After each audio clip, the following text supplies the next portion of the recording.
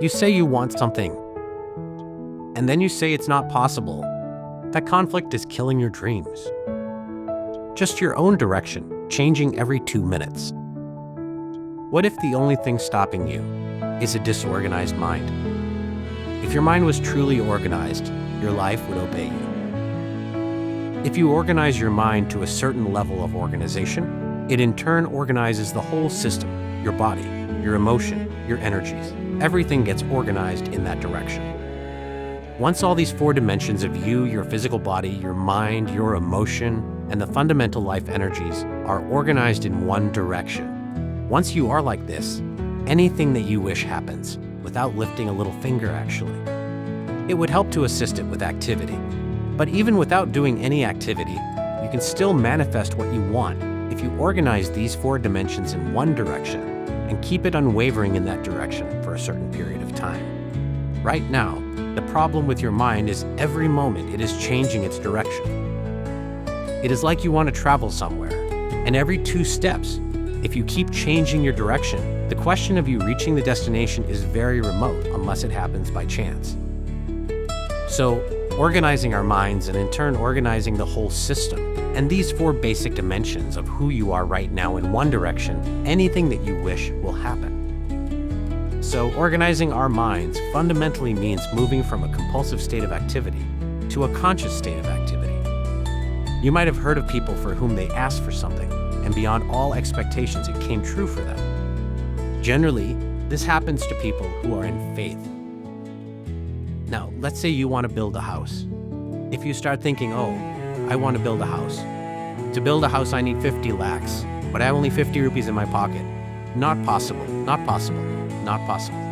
The moment you say not possible, you are also saying I don't want it. So on one level, you're creating a desire that you want something. On another level, you're saying I don't want it. So in this conflict, it may not happen. Someone who has some faith in a god or in a temple or whatever, who is a simple mind.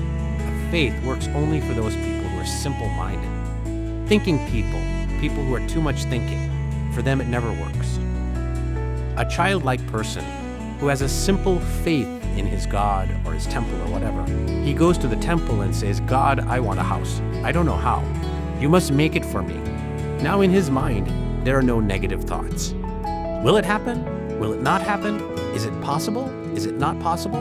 These things are completely removed by the simple act of faith. Now he believes God will do it for him, and it will happen. So is God going to come and build your house? No, I want you to understand, God will not lift his little finger for you. What you refer to as God is the source of creation. As a creator, he has done a phenomenal job. There's no question about it. Could you think of a better creation than this? Is it in anybody's imagination to think anything better than what is there right now? So as a creator, he has done his job wonderfully well. But if you want life to happen the way you want it, because right now, the very crux of your happiness and your well-being is this. If at all, if you're unhappy, the only reason why you're unhappy is life is not happening the way you think it should happen. That's all it is. So if life is not happening the way you think it should happen, you're unhappy. If life happens the way you think it should happen, you're happy. It's as simple as that. So if life has to happen the way you think it should happen, first of all, how you think, with how much focus you think, how much stability is there in your thought, and how much reverberance is there in the thought process, will determine whether your thought will become a reality, or is it just an empty thought. Or how you do not create any impediments for your thought by creating negative thought process. This possible is something possible or not possible is destroying humanity. What is possible and not possible is not your business. It's nature's business.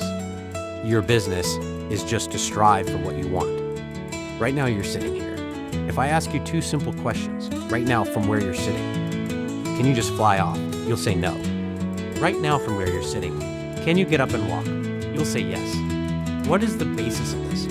Why you say no to flying and yes to walking? Because past experience of life, many times you've gotten up and walked. Never did you fly off. Or in other words, you're using the past experience of life as a basis for deciding whether something is possible or not possible. Or in other words, you have decided that what has not happened till now cannot happen in your life and future. This is a disgrace to humanity and the human spirit. What has not happened till now on this planet can happen tomorrow. Human beings are capable of making it happen tomorrow. So what is possible and what is not possible is not your business. That is nature's business. Nature will decide that. You just say, what is it that you really want, and strive for that. The first and foremost thing is, you must be clear, what is it that you really want? If you do not know what you want, the question of creating it doesn't arise. If you look at what you really want, what every human being wants is, he wants to live joyfully. He wants to live peacefully. In terms of his relationships, he wants it to be loving and affectionate. Or in other words, all that any human being is seeking for is pleasantness within himself, pleasantness around him. This pleasantness, if it happens in our body, we call this health and pleasure. If it happens in our mind, we call this peace and joy. If it happens in our emotion, we call this love and compassion. If it happens in our energy, we call this blissfulness and ecstasy. This is all that a human being is looking for. Every day in the morning, if you start your day with this simple thought in your mind, that today, wherever I go, I will create a peaceful, loving, and joyful world. If you fall down 100 times in a day, what does it matter? For a committed man, there is no such thing as failure. If you fall down 100 times, 100 lessons to be learned. If you commit yourself like this to creating what you really care for, now your mind gets organized. Once your mind gets organized, the way you think is the way you feel, your emotions get organized.